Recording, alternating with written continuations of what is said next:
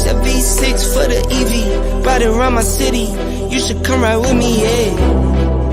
Feel me if you hear me sip. Water like a fish sip. Box water to the gillies, yeah. This a new wave, this a takeover. Do it for the future, time to get a world of makeover. Time never stops, no the timing is not. Time to clean up the block. Streets been a mess. How can I breathe? Smoke in the air, pure gasoline. I see. Man, what's good, family? What is good? What is good? What is good? Welcome. I'm your host, Damon. Welcome to We Talk Hawks TV. We Talk Hawks Daily. Post game live. Y'all know how I go down the week.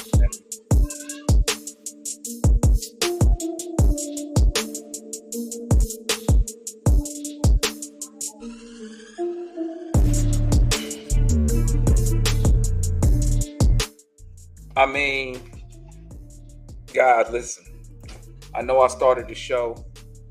They had like 20 seconds left. Let's keep it a buck. I didn't need to wait another 20 seconds. It's a final now. I didn't need to wait till this game was over with.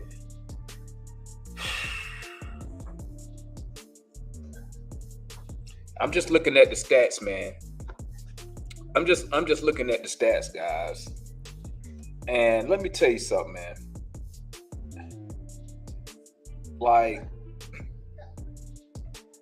I'm going to just keep it a buck with y'all. Y'all know me. You know I'm going to keep it real, okay? You know I ain't going to sugarcoat nothing. Shout out to the chat. Shout out my guy RJ up in the building. Shout out Cam Mack up in the building. My girl Jay back up in the building as usual. Shout out to the chat. Salute. Let me just go ahead and just say it. Let's go ahead, get it out the way early. Okay, let's get it out the way early. DeAndre Hunter was sick tonight, Jay. Hunter was sick. A non-COVID illness, they say. Who knows? They probably lying. He probably do got COVID, but you know they probably lying because they probably don't want to put him in COVID protocol. If this was last year, they'd say he had COVID. But anyway, yeah, he didn't play. He was sick. Let me go and put this out here, bro. DeJounte Murray was freaking horrible tonight. Do you hear me? Somebody tell me I'm lying. Someone tell me I'm lying. He was horrible. He was terrible tonight. 4 for 18? Bruh. Like, what? When does it trigger off in the NBA player head? Like, oh, it's not my night. You know what I'm saying? Does anything ever trigger them in their brain to where they're like, oh, snap, the ball not going in tonight. Maybe I should be looking for other ways to win this game instead of keep shooting the basketball. 4 for 18? What? Bro, he was missing some key shots too, man. Like, let's just keep it real, man. Like, he was terrible tonight. And I could see if he had a bad shooting night and then start making it up with some assists and shit. Bro, he only had 6 assists. He had 1 steal. He was not a factor tonight at all. Shout out my boy Tony up in the building. Make sure y'all smash that like button. Y'all know I'm gonna finish my thoughts and then I'm gonna drop that link for the game. But that 4 for 18 stands out so much, right? But the question is this. Now you ask yourself this. Would this game would have been different if Hunter played? Do you think the result still would have been the same if Hunter played? Because who started in the place of Hunter tonight? AJ Griffin. And AJ Griffin probably gave you the same production that you would have got from Hunter. He probably, to keep it real, AJ Griffin gave us more production than you get from Hunter. AJ Griffin gave us 17 points, 2 rebounds, 1 assist. Just like Dre, he was efficient from the field, 7 for 11. He shot the 3 better than Dre at 50%. He had 3 steals. Like, He gave us the production. Hey, what y'all need? What do y'all need? Come here. She's working. What you need? What do y'all want? Okay, go ahead. All right. My bad, guys. I had to talk to my kids real quick. They needed my assistance. But let's yeah, like I was saying, AJ Griffin gave you almost more production or the same as having Dre out there. Now, we could bring up, yeah, you're right, Antonio Murray was terrible. Now, let me pull up the stats so everybody could see him. That way I'm just not looking at it myself. Feel me? But let me y'all know what time it is. We about to drop. Let me drop this link to get the boys in here. I know people got a lot of stuff to say, to speak on. So let's go ahead. Let me go and drop this link real quick for your family. Let me drop this link. Y'all come in here. Let me know how y'all feeling, man. He was terrible. Murray was awful tonight, man. Hey, he was so bad I couldn't do nothing but laugh. Every time he was brick, I just laughed, man. I was like, that's crazy how a player so skilled could just have a night to where it's just all bad. You feel me? That, like, it just blows my mind how that works. You know what I'm saying? Yes. Get some water. Go ahead. No milk. Water. Water. Like, just terrible, man. Chad, I mean, I don't know what this. I have no idea what to say, man. I'm reading what. Let me see. Let's see what. Hold up, my bad. I meant to pull up those stats real quick. Let's pull up the game stats. Let's pull up. And you know what's so funny? Who said that? Shonda. Let me tell you what's funny about defending the three. We are a pretty good team defending the three ball overall. I mean, a couple games ago, we was like the fourth best team at defending the three. I don't know what's going on. What Frosting said, AJ got cooked on defense, but at least he got buckets on offense. I mean, we got to remember, Faustine, AJ is a rookie, bro. This is his first year. You got to give him some type of leeway, man.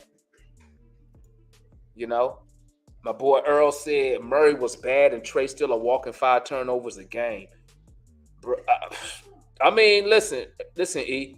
You ain't gonna get no you ain't gonna get no argument from me, dog. You ain't gonna get no argument from me. Matter of fact, let's see what Trey do on that. He had 10 assists, but he had 6 turnovers. Ooh. Trying to say, get rid of the Holiday brothers. Man, I don't know what's going on with the Holiday brothers, man. I have no idea what's going on with them, why they can't score, why they can't hit nothing, bro. It's just like, I don't know, man. Like, I have no idea, you know. And the funny thing is about it, the funny thing, gang, is that we was actually in the game. Like, in the third quarter, we was actually in the game. And then it's like, we just couldn't steal a basket. And by the end of the third quarter, man, I'm going to keep it real. By the end of the third quarter, I had already felt the momentum had already switched, man. I was like, the Cavs got the momentum now, bro. You know what I'm saying? Let me see. I don't know if y'all can see these stats, guys. I don't know if y'all can see them, but let me do it like this. Let me just blow it up some. Okay. Let's look at our stats tonight. Let's start with how many turnovers we had 16 turnovers tonight. What did we force? We forced 19 turnovers, so we was +3 in that department. I'm looking at our defense. We had 3 blocks. They had 3 blocks, so that's zeroed out. 3, 2, we had 11 steals. They had 8. Okay. I mean, bro, it be looking. We had 24 assists. They had 24 assists. We had 41 rebounds. They had 41 rebounds. We have more offensive rebounds.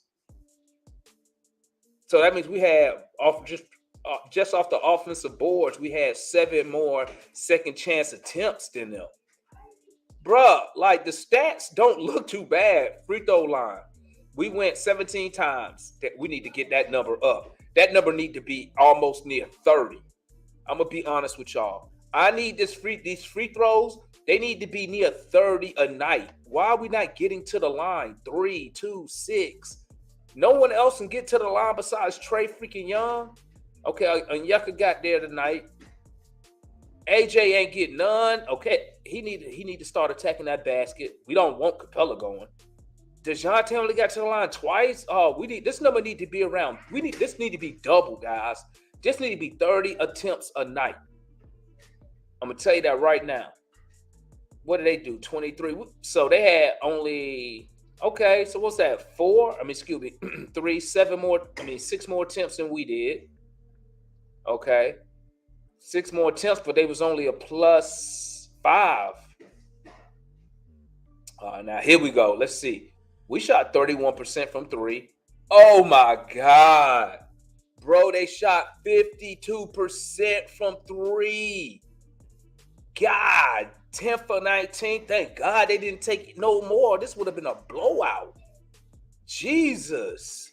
What are we looking like? 31%. That's below. That's terrible as a team. Oh my God. Trey, bro. You have to stop shooting these threes, my guy. 1 for 8.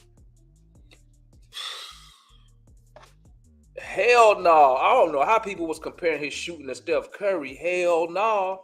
Jesus. 12. Bro, Trey is... he's terrible from 3 this year, dog. I mean, like, he beyond terrible from 3, man. Oh my days. Jesus. Oh. Bruh, what in the hell are we doing? Let me finish these stats. Let's see. Bruh, 1 for 8. Oh. How we shoot from the field? 43%. There go right there, guys. You want to know why we lost? Right here. Just shooting. We allowed them to shoot 60% from the field. The other night, we just allowed them fools to shoot like 50% from the field. You can't win games like that, man. You cannot win no games like that. We have to work on this defense. This defense, we getting turnovers, but when we don't get turnovers, we can't stop the other team from scoring the ball. Let me bring my guy analyst on, man. What's good, baby? What's your thoughts on the game tonight, my guy?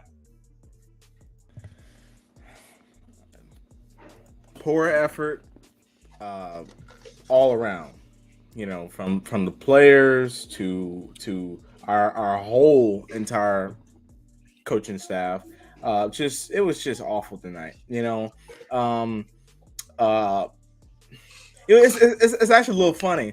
I didn't mind the effort from John Collins tonight, other than him trying to handle the ball, which I have my own theory on that, but I'm not going to get into it. But him handling the ball is not his thing, and I think someone on the sideline needs to realize that.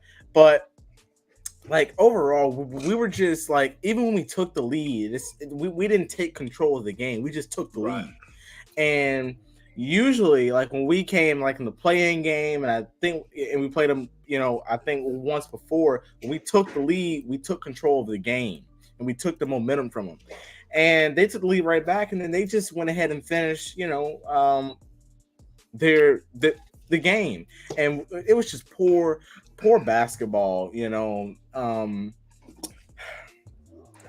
Matt pointed out a stat. I couldn't believe it, but Matt pointed out a stat. He said we ran the pick and roll 18 times in the first. Well, not in the first half. We said we ran the pick and roll 18 times in a row.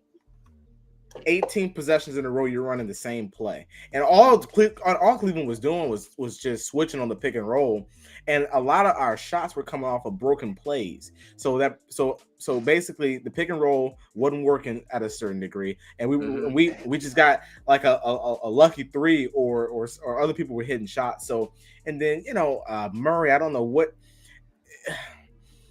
he took a lot of really bad shots, man. He clearly didn't have it tonight. I feel like he wasn't in his spots. He wasn't getting to his spots that he usually is good from. Like you saw him take a lot of fadeaway shots from the baseline. You saw him taking Right. some really bad threes. So he was awful. And then he had a really bad turnover, which the ref made a bad call on the clear path. And then that was just a big swing as well. Just and I didn't think Clint played well tonight. OO was average. And I thought Jalen Johnson had some good spurts. I would have, and then AJ, AJ had it going there for a second, and we didn't run it through him. We ran him off a curl. Well, Trey, he called for the screen. It was another broken play, and AJ came over and we got it. And then he laid it up right at the basket, and I was like, okay, well let's run this through AJ so we can get some momentum here. And we didn't do that. And then my last thing, I have no idea why Justin Holiday saw the court tonight. The man thinks I won't even. The man thinks he's a legitimate 3-point shooter, and I just don't understand why he's in, and so just poor effort tonight, and I'm not gonna go too hard on what I want to go hard on. It's gonna cause a lot of controversy, but just poor effort tonight overall. I feel you, man. All right, let me bring on. We got a first time caller, video guy, whatever we want to call ourselves. Des Locke. Hope I said that right. Des Locke. Let me bring him out. Hello, how you doing, man? What's going on, bro? What's your thoughts on the game tonight, man? Hey, Damon, first of all, that's my... John, man, get the hell out of here, John. Hey, you were like first time caller. I was like, when I saw him. I was like, because I just looked at his name, man. I wasn't even paying attention. Get the hell out of here, John. What the hell? Hey, I looked at him. I was like, I've seen that man before. Hey, that's a name from an old cartoon series. I don't know if y'all ever remember Star Blazers. Oh, yeah, I heard of that. I heard of it. Yeah, I think, what was that? It was one of the first enemies they faced on Star Blazers. I always liked that name. But what's your thoughts on the game tonight, man? Hey, I already said, man, DeJounte was terrible tonight, man. Yeah, and they missed Hunter. They really missed Hunter. What happened tonight? What happened with Hunter tonight? He had a non-COVID illness. That's an old normal flu that go around basketball players right about this time, because right about this time they catch this flu that go around the team. Don't be surprised if some other folk get it if that's the case. Well, yeah, because he probably do have COVID. If this was last year, they would have said he had COVID. Yeah. Never mind. I ain't even gonna get into all that. But go ahead, man. What's your thoughts on? But hey, let me say this though. Since you brought up Hunter, where did they miss Hunter at? It got to be on the defensive side, because he almost gave you the same production you would have got from a Hunter tonight. Well, I would say both, because if you don't have a Hunter, you don't have anybody reliable to back him up. Okay, yet that man who would normally back him up is starting, and then you got to go deeper into the bench or have somebody else playing an awkward spot since Hunter isn't there. Okay, that's the way I'm seeing it. But like you said, you read off the 3-point shooting. We are a jump shooting team that cannot shoot. And once again tonight, that Osman, now he almost just knocked Double O out of the doggone air, just took him out the air. They didn't call. When he yanked his arm, that extra yank for no reason. Yeah, he did that. And then when John Collins strips him on the other end, he flops, and the referee gives us a doggone clear path foul. Now see, and that's what Ayers just said. He said those Robin Hoods went double duty on the lack of calls. Yeah. Now, what have I been telling y'all for the past few times we talk? Okay, you want to call a foul? I'm gonna give you a foul to call. If y'all don't clean this up, we gonna have to clean it up. And we might have to sacrifice one of these doggone games or an assistant to get these officials to call this thing right. Now, But you know what, John? Well, answer me this, and then I'm gonna swing it over to Matt. Mhm. How do we fix this bad shooting from three? How do you fix it?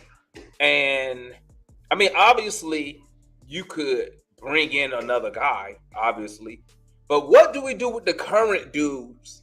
And how can we get something that's a quick fix? Because our person who takes the most shots, bro, he shot 12% from three tonight. True. And I'm amazed at that because wasn't he supposed to have been working with Steph Curry in the offseason? That's what I was hearing. They must have been working. He must have been working on a new shoe design instead of that 3-point shot. Hey, something just else. like that was a lie that he went to work with Steph Curry. It was another lie that Nate went and got an offensive playbook from Golden State. What, bro? I'm gonna tell you like this. It's nothing Nate can do right now. No, it's the shoot. They It's can't he shoot. can do, Bro, it's nothing you can do. These dudes It's can't the shoot, player. bro. It's the I player. mean, bro, what? Hold up, Well- before we get into it, let me see Matt. Let me hear from Matt. Oh, go ahead, Matt. Sorry about that, man. Matt, what's your thoughts on the game tonight, Matt? All right, I'm gonna try real hard not to cuss and not to be as angry as I am. Okay, because I gotta go to work every day, Damon, and earn my money. You gotta go to work every day and earn your money, right? And I got buffoon. I got buffoon. I got John go to work every day and earn his money, and I got buffoon ass Nate. Who, I mean, Damon, I don't know which feed you got, but I got the Cavaliers feed. I always try. I mean, sometimes I got it, but sometimes I with League Pass, I go to the other feed and I listen to the other team's feed. And they're talking, and Brad Doherty and them, Austin Carr, who commentate for Cleveland, they're saying, they're laughing and saying, the Hawks run that. He said he talked to the Hawks coaching staff before the game. He said they do not want to play in the half court. He said they want to run as much as possible and play that high screen and roll. So he said all you got to do is stunt the screen and roll and anticipate that skip pass and play the passing lanes. And that's exactly what they did. We ran the pick and roll 88 times tonight. 88 times. That's 88. That's disgraceful. You know what I'm saying? Murray had a bad game. What good shots did Murray get? And somebody tell me in the comment section, Damon, somebody tell me how many of them 18 attempts were good shots. Because what I saw was they ran that stupid pick and roll. He got no separation, and he's shooting over the length. He's shooting over Okoro, who has a 7-foot wingspan. He's shooting over Stevens, who has a 6'10" wingspan. Well, how about this? Mobley. Why don't he stop trying to shoot over him and get it to the basket? He can't go down there. It's even more length if he get to the basket. He got Yeah, Mobley but down there. your chances of getting contact and getting a foul call is better than you just trying to shoot over a dude with a 7'2" wingspan. That's what I'm saying. And we lose points there. Listen, we can't shoot. But Damon, what I'm saying is back to what I said last week. We have no theme. We have no identity. It don't matter, Matt. They can't shoot, Matt. But Damon, that translates into shooting. Not all of it. I think Trey, some of his struggles is he's added a lot of weight. So I think he's getting. Man, hell no. Trey is a volume shooter, dog. No, but he's never shot this. He's never shot this bad. But he talked about adding so much weight this summer. Hell no, bro. He added. I think that's what. I think it's a combination. Adding weight don't change how you shoot the ball, bro. He added weight. No, it can. It can. It'll throw you.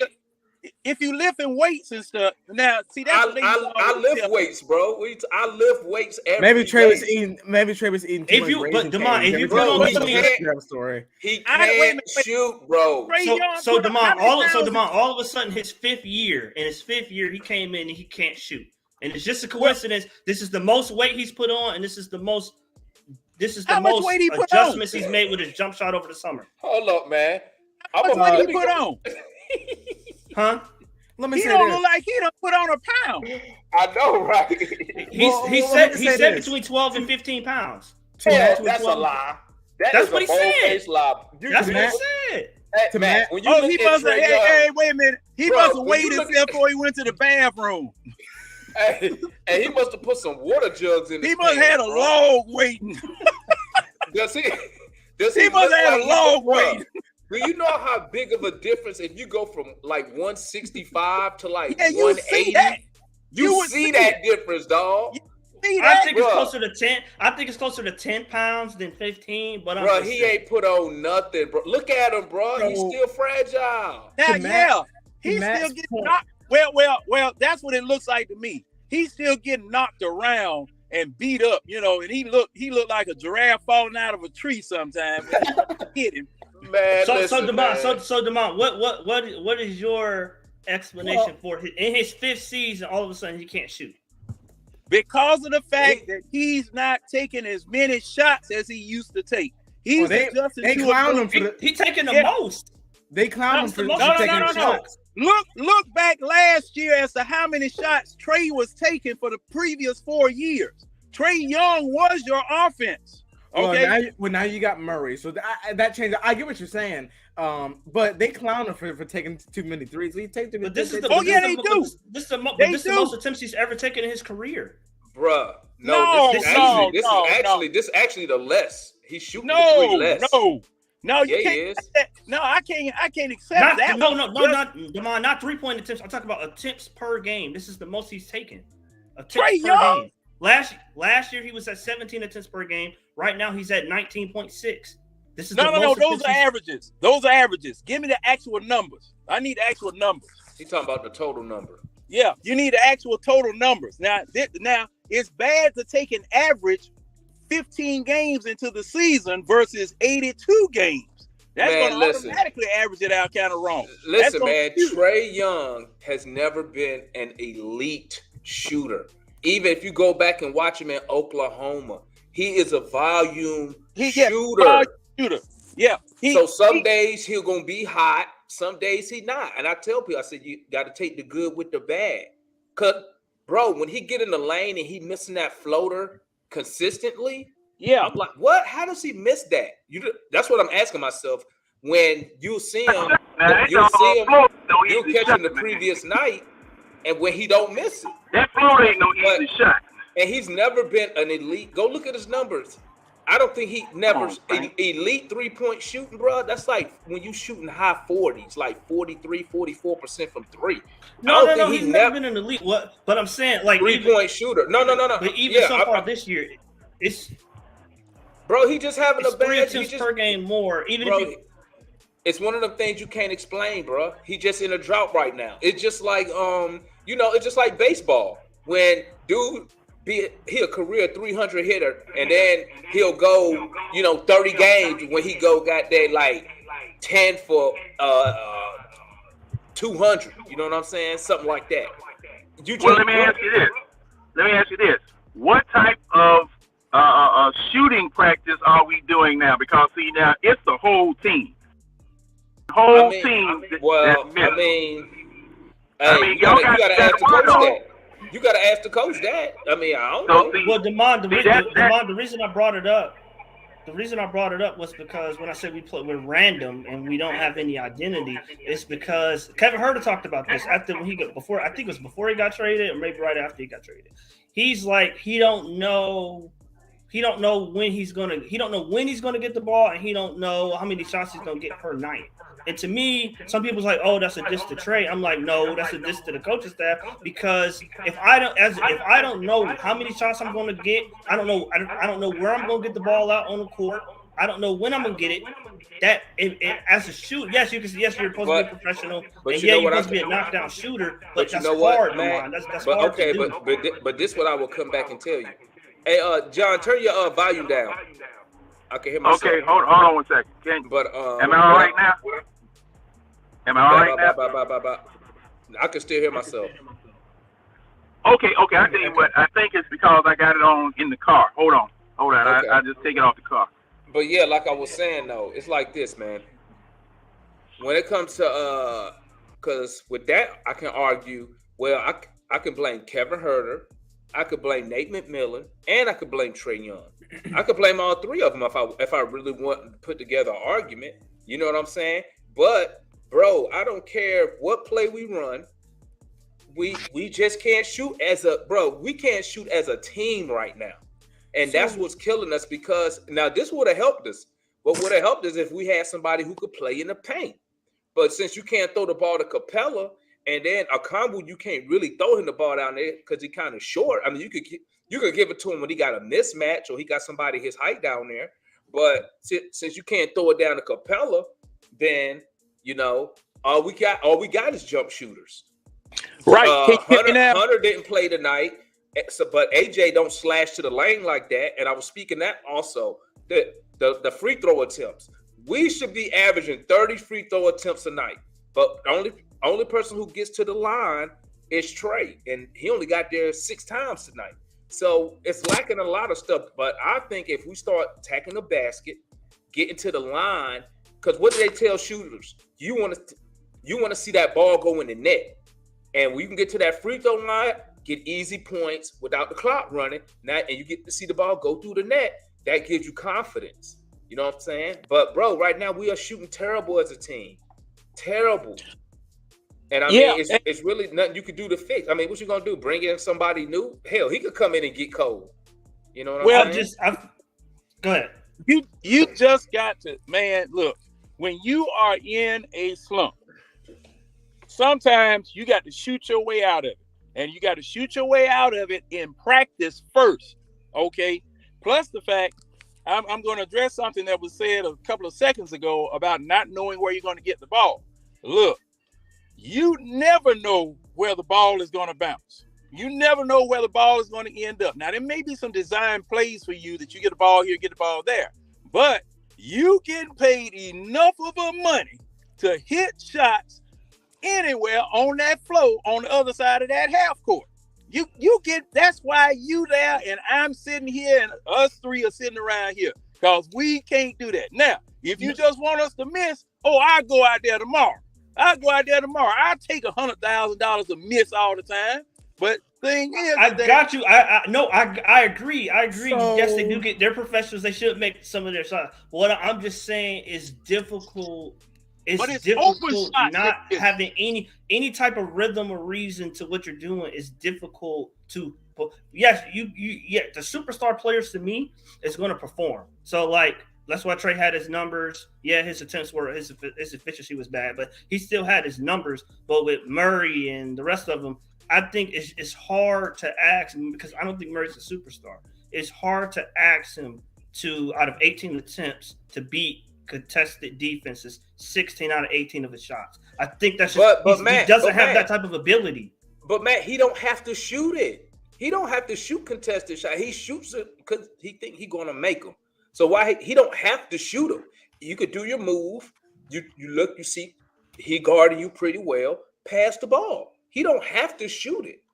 You see what I'm saying? Now I feel you on the this is what I'm thinking. Your point, correct me if I'm wrong, Matt. Your point is if we had a more designed offense, that would help cure some of the bad shooting. Is that the point you're trying to make?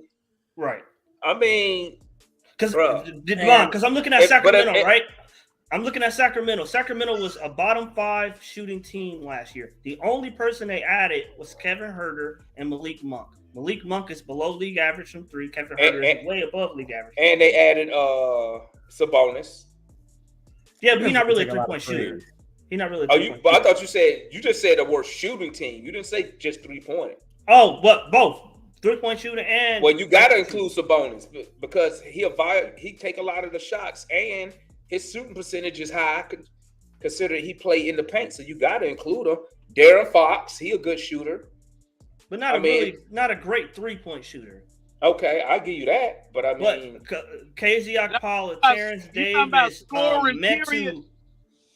You talking about scoring, period, correct? I'm mostly talking about threes. I'm mostly talking about 3-point attempts. Okay. Well, overall, we're talking about threes. They were bottom, but a bunch of bad 3-point. I'll let you add a bunch of bad 3-point shooters, but they added in a system where it's a lot of rhythm and movement, so it gets them moving and it's not so lethargic and they're not just standing still in one spot.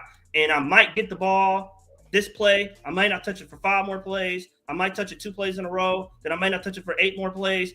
It's very random. And yes, they should be able to do their job, but I'm just highlighting that that's difficult to ask of anybody. That's not okay.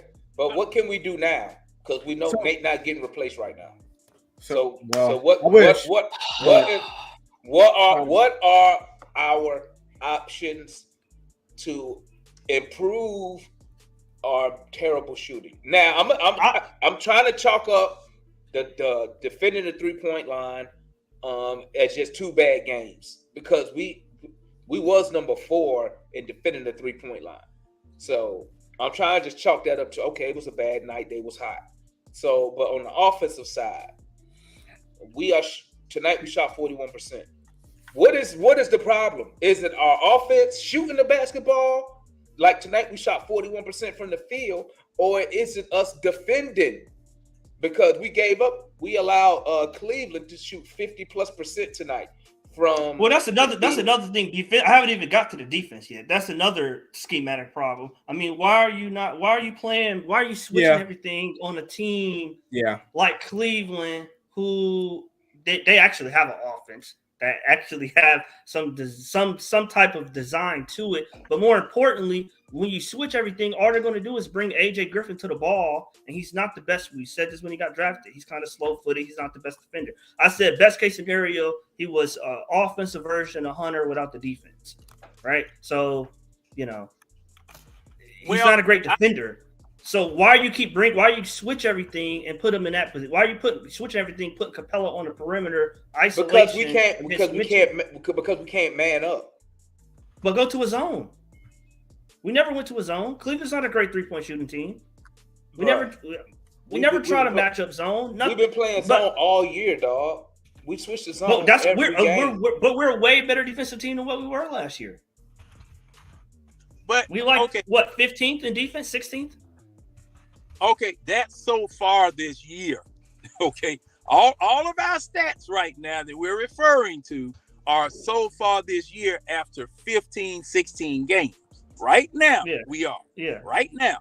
Now, this is another one of those lone teams that we play in the Eastern Conference that can just shoot over the top of us. Okay? That's why our defense suffers on the 3-point line, driving to the basket, defensively and offensively, all of it. We were constructed in the image of the Golden State Warriors. That man came from the Warriors organization, and he was trying to bring Warriors East here, which means you got to be able to make your shots. Because far as muscling somebody, he tried, but Nate came. I think that was his vision. I don't think that's his vision anymore. I think it's the guy. Okay. Not when Nate here. Nate here. So see, no. The reason now Nate is just a coach he put in. Okay. Now you guys did say that he brought in Nate's types of players. All right. Now, all of these Nate's types of players that we have here now? Because Aaron Holiday for sure. Okay. Then look at guys like we had Mo Harkless, but he's gone now. But all of these people you bringing in are itty bitty little folk. You don't have look. We can't bang with nobody. You know what they doing to us now. Watch all of the games that we play from now on. We getting beat up, bumped, knocked off our pass, going to the basket. We getting hit. We're not getting fouls. We're just getting beat up because the word around the league now is that if you beat the Atlanta Hawks up, you can beat them. They'll stop hitting their shots. And see, as long as it's like, if you play that pick and roll. Yeah, and you time, and you if you switch on the pick and roll, the barbecue chicken. Let me say this real quick. So what Matt brought up way earlier was key in my opinion. Identity is a big issue because when you're going through shooting slumps like this, you usually can say, all right, well, we're not making shots. Let's but we can rely on this. okay, consistently that's getting us wins, consistently that's hurting teams. We don't have that in place right now. And the defense also is a schematic issue. When when you have a team and you're a team that's bigger than you, okay, that is what it is. Even though we got a 7-footer on the bench and we don't use him, okay. But it's a schematic issue because you're switching everything, okay, and you expect good things to happen. You can't switch on 7'1" Mobley, 7-foot Jared Allen when you got these guys out here. So number one. Number two, why the defense is a schematic issue.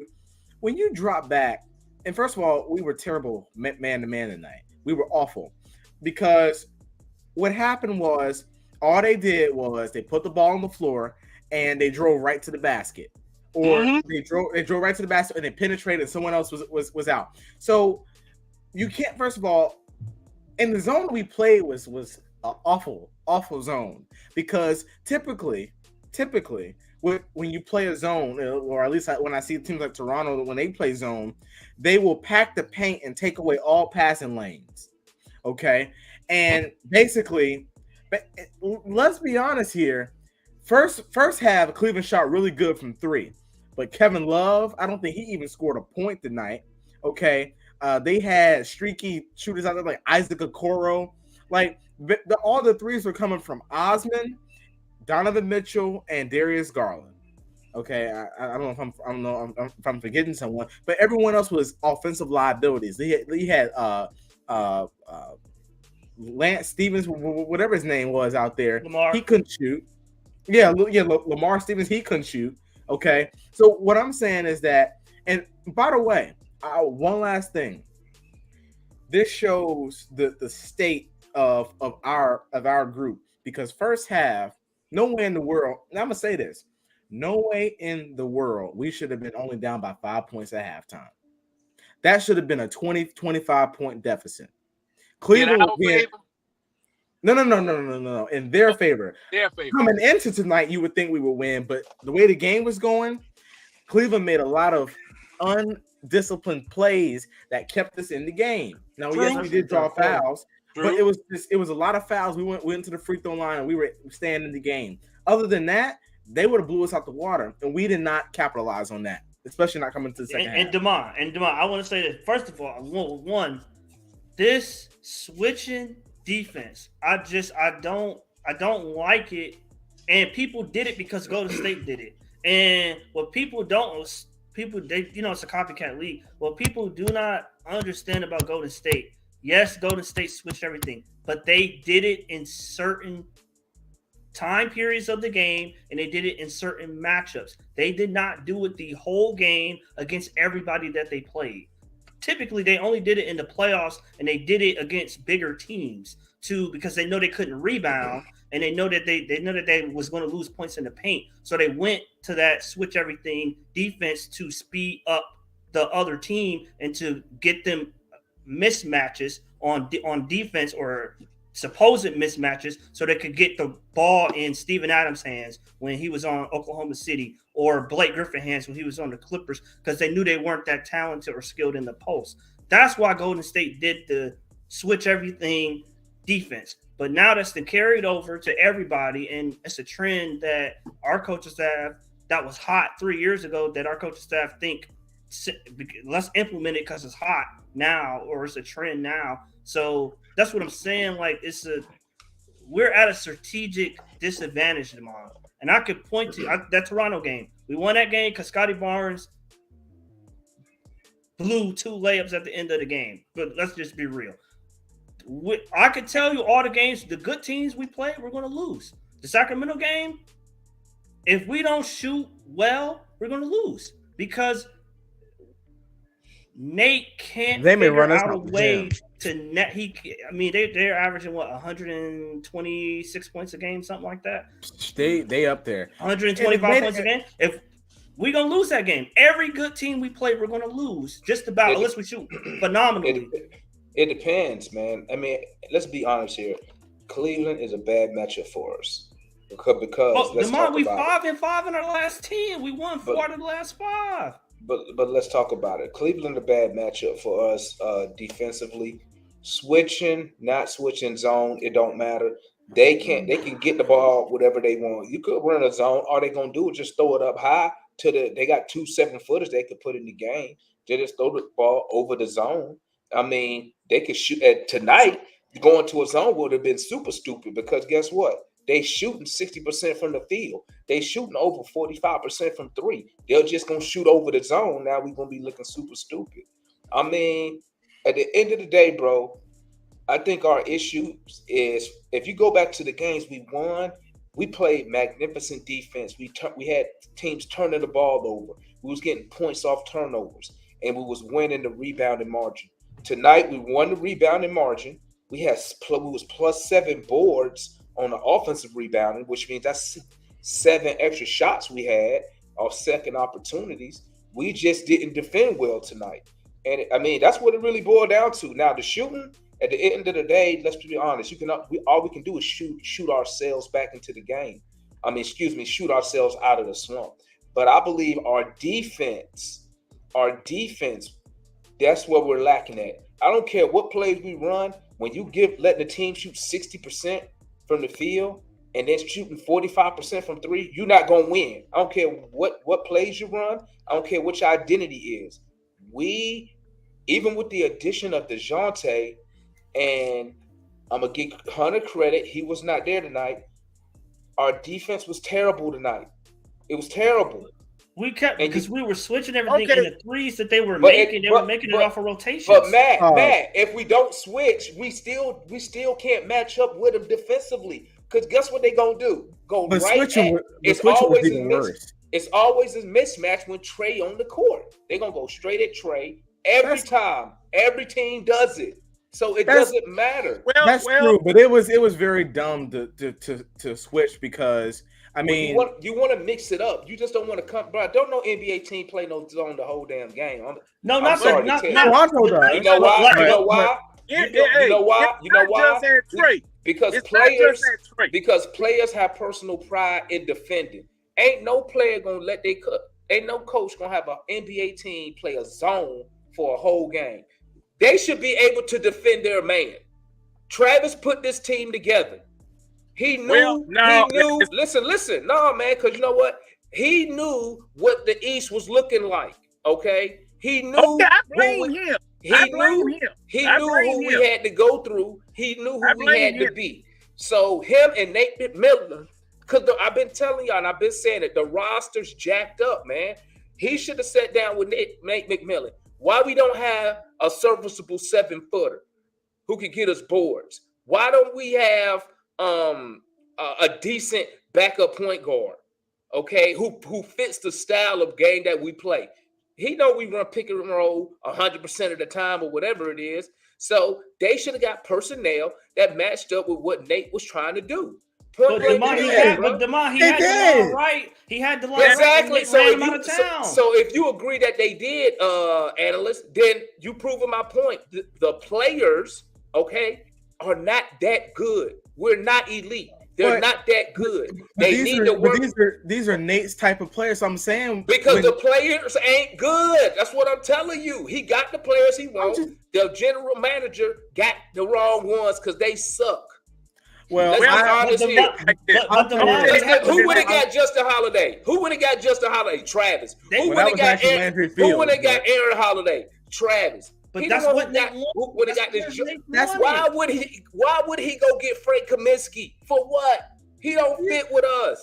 He don't fit with a 7-footer. You said I said a 7-footer. And Jock Longdale out somewhere else.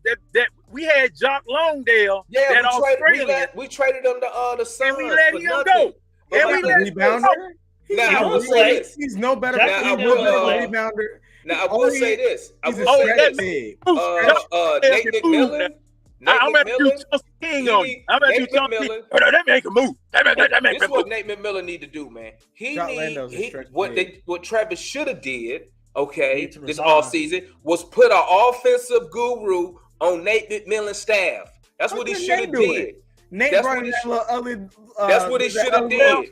Now, You know what Nate did? He went and got his son. Bro, I'm listen, when telling you y'all- run it, listen, if I'm the president of basketball operations or I'm the general manager and you're not a championship coach, I'm telling you what I want on your staff. I'll be like, listen, you get 5 assistants. I'm putting 2 up there. Okay, now if you got a championship, then you can pick your staff. But if I was Travis, or well, Landry wasn't here, but if I'm Travis, the GM and the president of basketball operation, I'm putting 2 on your staff. I'm putting a assistant coach on your staff who I think knows more what you lack at, whether that's offense or that's defense. Okay, but Travis didn't do none of that. Travis would have got these bums. Okay. But Damon. So one, I would say Nate. To me, Nate had the leverage when Nate hired his son. He had the leverage because he was coming off the conference finals appearance. 1, 2, just because he didn't have no leverage, dog. Chauncey Billups was the defensive Chauncey Billups. I'm gonna say this. He had the leverage. Cause see, the thing is, okay, you got the right to hire whoever it is that you want to. As far as your staff, you got the right to do that. Now, you got the right to be hung if you wrong. So, thing is, he might have tightened the noose around his own neck as far as that was concerned. Because, Damon, you remember 3 years ago, I was asking the question, who are these people that are the assistant coaches? And I said, I want rings all over that assistant coaches staff. What's up, y'all? I don't want nothing. I don't want nothing but rings on that assistant coaching staff. You know, the only person that had a ring, Foster, and he got the Golden Splinter Award out there in LA while he was getting the ring because he never left the bench. That's what I'm saying, man. That was it. But Damon, but you know, it's not the general manager's or president's responsibility to put a coaching staff together. I mean, Chauncey Billups was smart enough. He knew. Say that again. No, Bill. No. Chauncey Billups. Do you know why people? Do you know why people went out and he? Do you know why people didn't want that Laker job?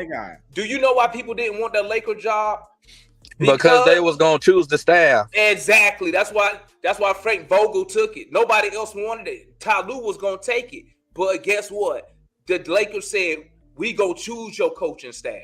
But Damon, what if you get to the Toronto situation that they brought in Nick Nurse, from Europe and put him on Dwayne Casey's staff and said, "Hey, Dwayne, we want Nick Nurse to run the offense because he's an offensive guru. We want him to run." That's lightning in a bottle. I already said that. What I'm saying is Dwayne Casey said, sure. Dwayne Casey said, okay, make him my top assistant. That's fine. But when the games got real and it was the ultimate decision was still with him, he ignored Nick Nurse. He didn't listen to him.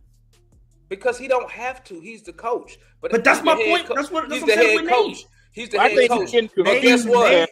Guess what happened? What happened to that coach, Matt? What happened to him? He got fired. He got fired. Yeah, because see, you put your own coaching staff together. You put your own coaching staff together. And now, Nate was dumb and brought in another dumb. And when you do that,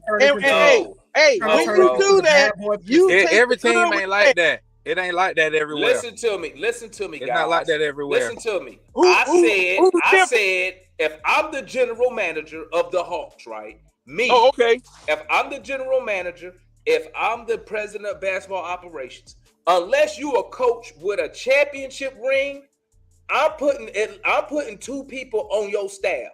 Now, if you got a championship, then I don't care who you pick, because your way works. But if I hire you and you don't have a title, if you got 5 assistants, I'm putting 2. Because I'm going to say, you know what? I think this coach lacks on the offensive side of the ball. Let me go find me a good offensive guy, and vice versa for defense. That's what I'm saying. I agree with you, Damon. I'm just saying how you know that Nate McMillan, as stubborn as he is, how you know he would have listened. Because that's why as the general manager, you go talk to the troops. You go down there. I'm talking to their head coach. I'm going to go down another day. Holler at the assistants when I see them. Speak to the players. That's how you get your intel. You go, because they're going to tell you. Hey, you know what? The reason they're not doing my plays, man. They coach. They're not doing, GM, they're not doing my plays. Off real, they not. Give me an example. Blah, blah, blah, blah, blah. All right, got it. That's how you make shit happen. That's because what Demond, would do. Hey, hold one up of the now. assistants that Hold we got, up. one of the assistants that we got, Demond, now let me tell you something. That would be something that you guys would be working out at the contract phase. That's how much interference you as a general manager are going to have. That's true. That's what I already told y'all that. I said that already. But before I hire a coach, no. If you don't have a chance, this is what I'm telling you when I'm hiring you. I understand what you're saying. If you don't have a chance, I get what you're saying. So hold on. That will be a condition as to whether I accept the job. That's true. That's a good point. Guess what? I don't need you to accept the job. Because you're all right. You're not the only. Listen, you're not the only coach I'm interviewing. If I'm interviewing, because like I said, Travis should have interviewed. He should have interviewed. You do let that man know that, though, Demond. You do let that man know that.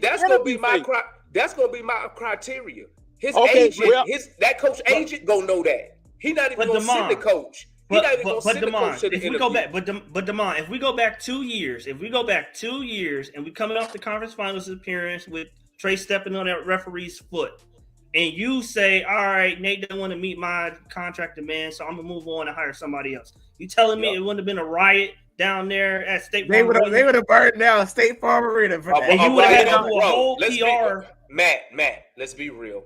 That's being real. Let's be real. I'm not talking about social justice stuff. I'm just Matt. This ain't one. This not Laker Nation. Hawk fan ain't gonna do nothing. Okay, they gonna get them season tickets, and they gonna do the same damn thing they always do. Come to the game. They ain't finna do nothing. Now watch this. Now watch this. Now we got all kind of weak like that. This is something. This life lesson right here. This is a life lesson. If I'm in charge, if I'm the GM, I'm doing everything my way. You know why? Because if it fails, then I can blame myself. I'm not gonna sit there and be like, you know what? If I do this, the public gonna be mad. I don't care about them because you know what? The public didn't hire me. Okay, my job is to win games. Okay, because guess what? When you win games, what about your ticket season holders? What about your when you win games, people come. Winning solves everything in pro sports. Everything. Look at the Celtics, bro. Look at the Nets. They still sell out. Kyrie don't do the COVID. They done tried to get rid of it. The Celtics not a good. That's not a good example. Hey, that's not a good example.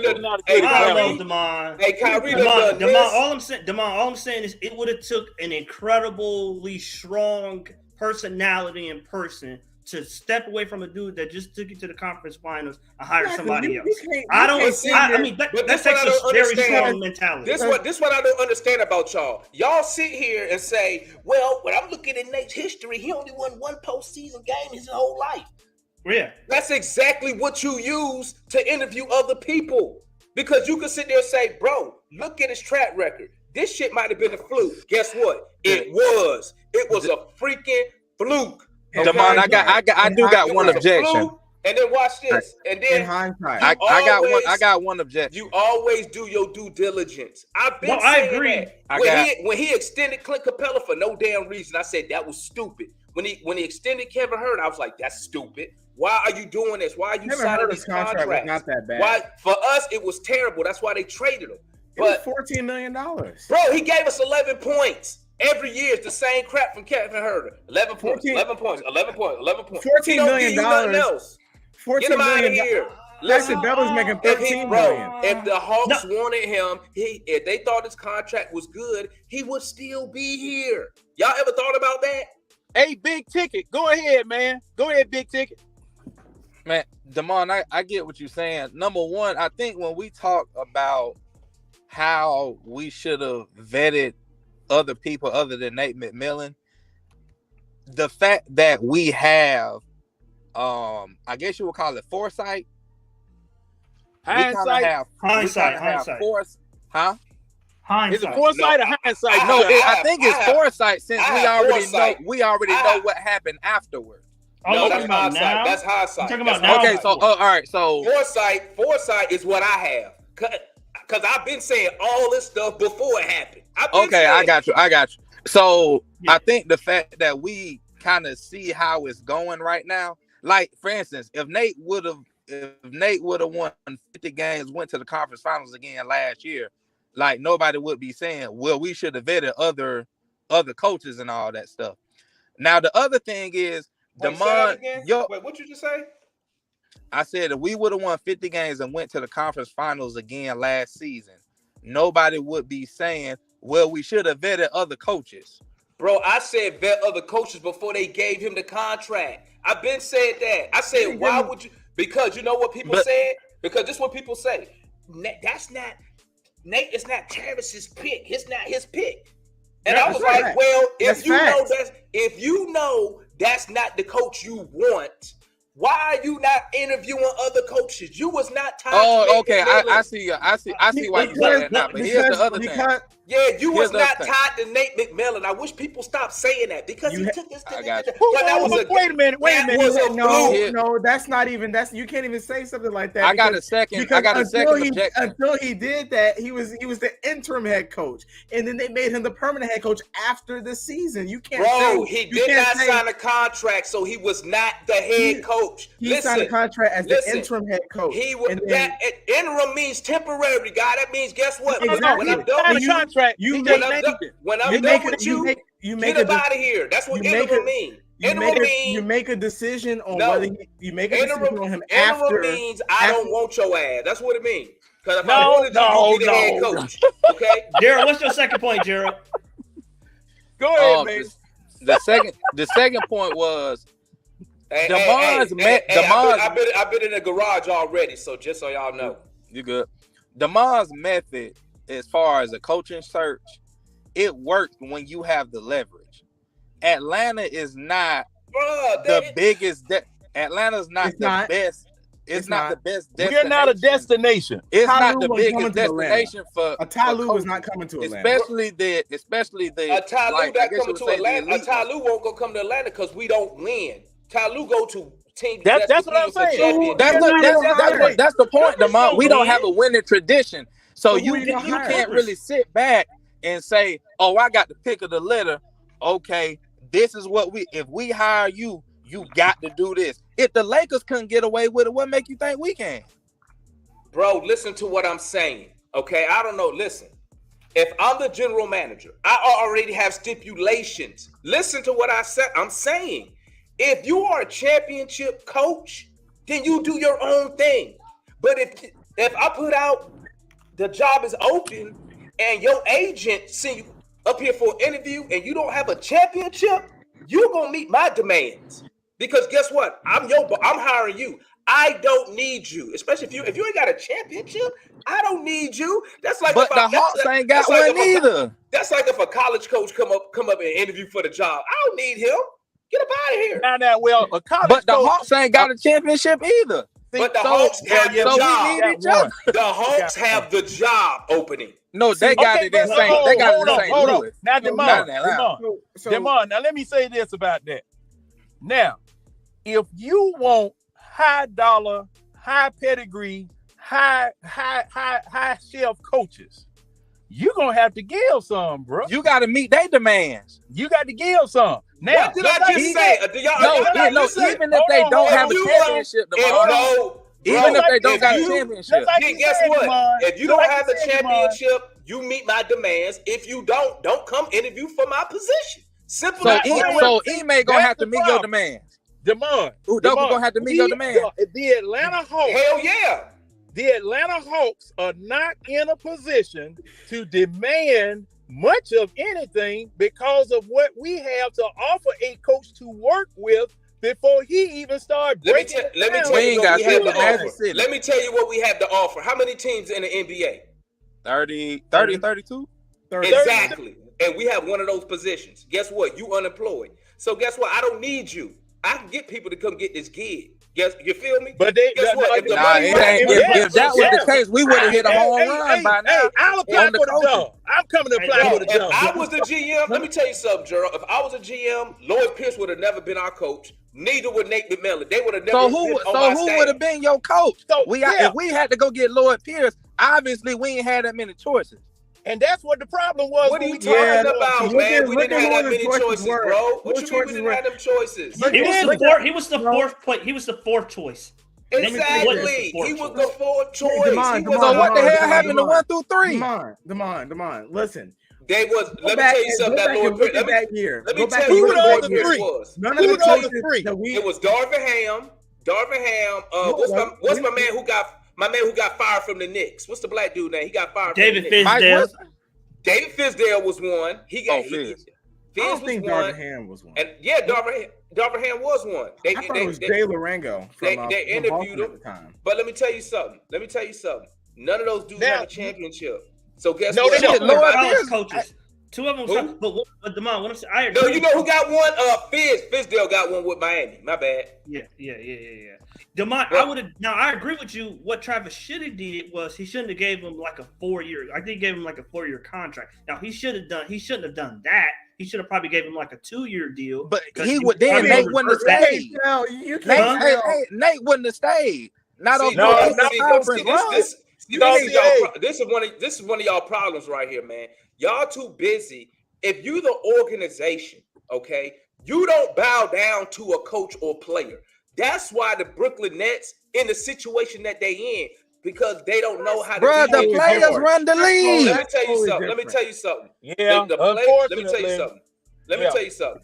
Players run the league. I don't care unless Nate would have took me to the freaking finals that I've never been there before. We would have been there. Trey wouldn't have stepped on the damn dude's foot. Say that again. We what? That's true. If he wouldn't have stepped on the referee's foot. What? No, you use that word that don't matter. If we would have don't mean nothing. I don't want to hear that woulda, coulda, shoulda stuff, man. Listen, we didn't. Okay, he didn't. And then y'all the same ones who sit right in here and sit right here and will argue with me when I give Nate credit. Y'all give me. But he only won one playoff thing in the whole year. You know, I'm a Nate guy. I'm a Nate guy. Hey, y'all always say that mess, but then y'all sit right here. Listen, hold on. Let me finish. Y'all sit right here and tell me, look at Nate's history. It sucks. Hold on. And now y'all sitting right here and telling me, man, you know what? Man, we didn't have a choice. We had to hire him. Are you serious? This is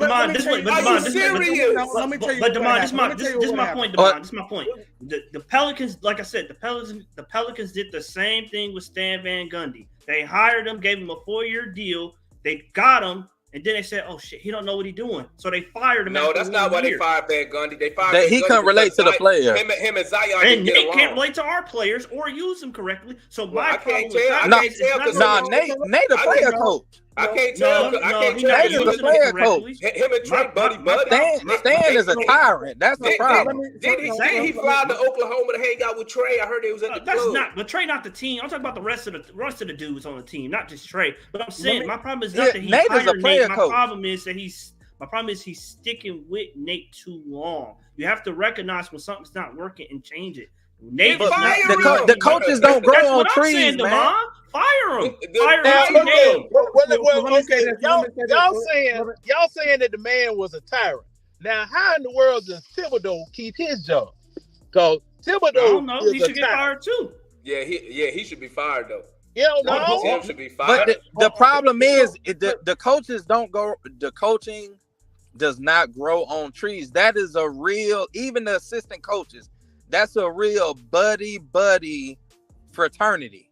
Like it's really hard to get in that circle, and it ain't that many people in that circle with rings. So let me say this. First of all, ATO Cool Kids made a very good point. It said Nate won with Travis picks. He went to the conference finals. Now we're playing with Nate players. Very good point, by the way.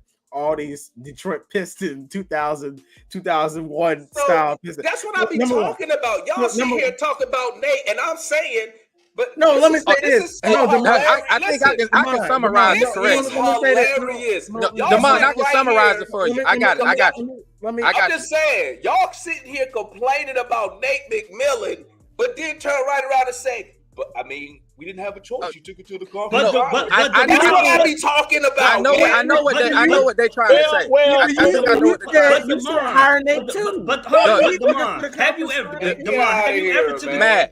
you ever hired? Matt, correct me if I'm wrong. Man, get out of here, man. Matt, correct me if I'm wrong now. Yeah, go ahead, man.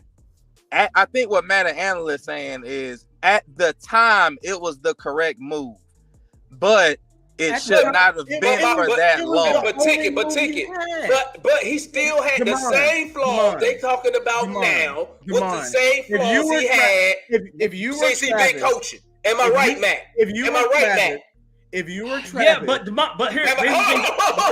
Am I right, Matt?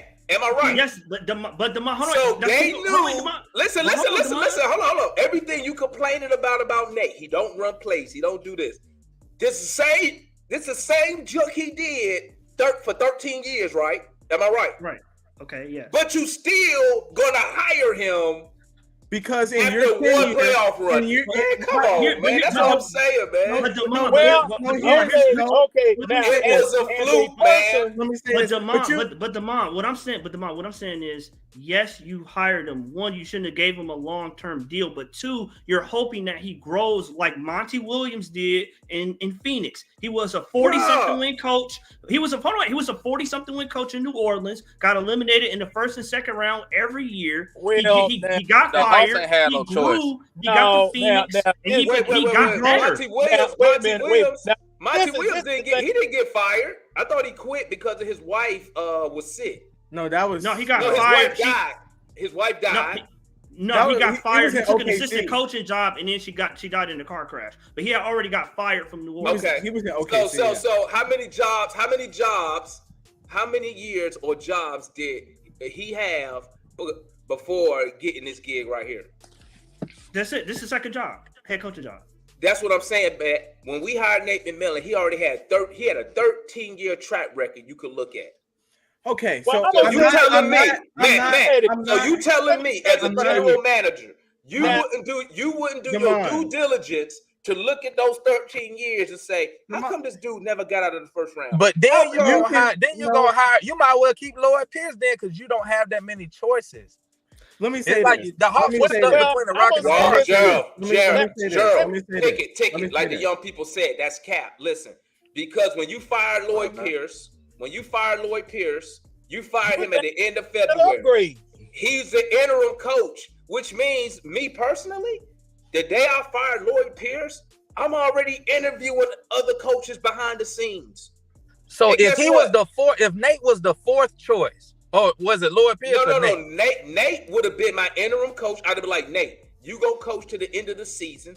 But guess what? I'll be interviewing other candidates during the season. And that's what happened. And Damon, that's what happened. That's what happened. But the difference, Damon, was when they made the conference finals. So y'all telling me he changed the plan. Wait. That's what happened. Wait.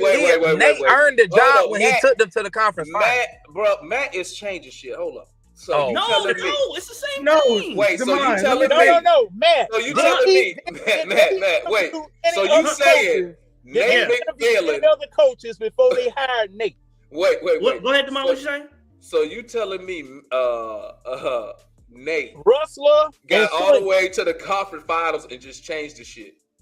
No. What I'm saying is, if you go back and no, Damon. This is what I'm saying. If you go back and if you go back and read the reports, the Hawks going to the conference finals, they had a list of 5 candidates that they were going to interview for the job while Nate was still the interim coach. None of them coaches all those coaches were offensive coaches. Chauncey Billups, they were all offensive coaches. Some between getting to the playoffs and getting to the conference finals, they changed their mind from interviewing other people to making Nate the permanent coach. Probably the conference finals run changed that opinion, but they were going to interview other dudes when they had Nate. They changed their mind. So I don't want to hear that Nate is not Travis's choice. I don't want to hear that excuse no more. No, I don't want to hear that's true. That's true.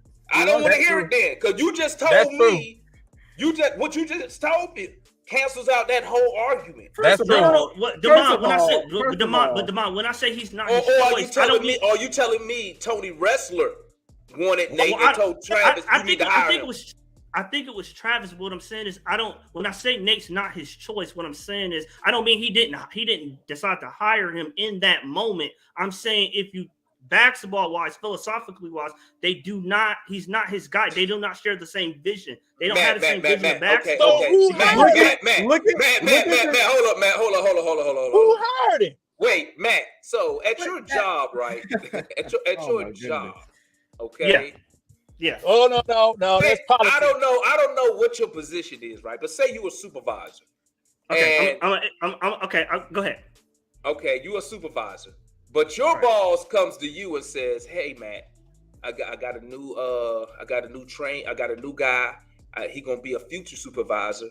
I want you to train him and get him up to the standard. Blah blah blah." And you like, all right, and you telling me, and as the boss, I'm gonna say, if you like him, we're gonna keep him, and he's gonna be on your team, but he'll be under you. And you be like, all right, so you telling me, if you come to me, you meet the dude, you train him, and you come back to me and say, I don't want him on my team because he don't fit my team's vibe, our vision, what we do. You don't think it's wrong if I say, well, you know what? He gonna build your team anyway. I don't care about your opinion. You think that's fair?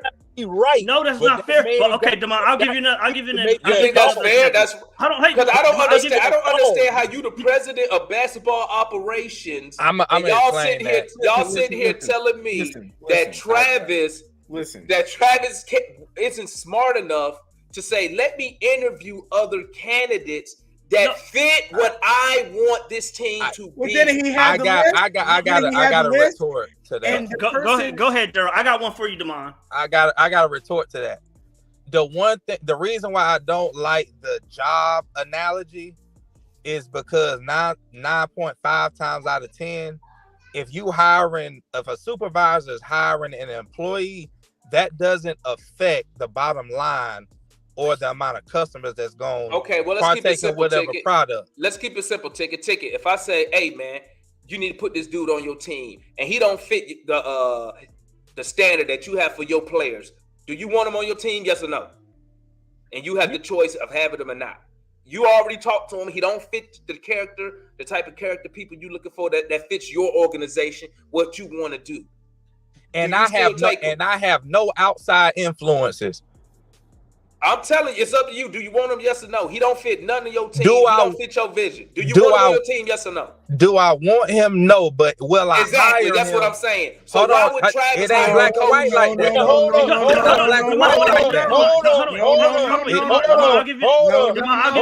I'll give you an example. It ain't black and white. Right quick. Let me jump in here right quick. What y'all doing? Y'all trying to get Travis a little escape plan. No, I'm not giving him no escape. Y'all trying to get Travis old back door. Listen, let me say why. If you don't like Nate McMillan, you need to be blaming Travis for hiring him. I do. Period.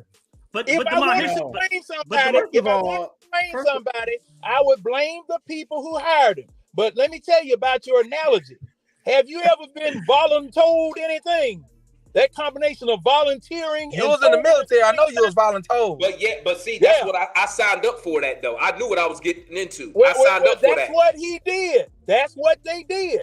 Oh, Travis did? You are working for somebody. So you saying Travis was voluntold to hire David McMillan? Travis still worked for an owner. Hold on. Analysts just agreed. So you agree? So you think Tony Ressler played a part into that? I don't think it was. You made it plain. I think it was Ressler for a different reason. Because at the time, Ressler.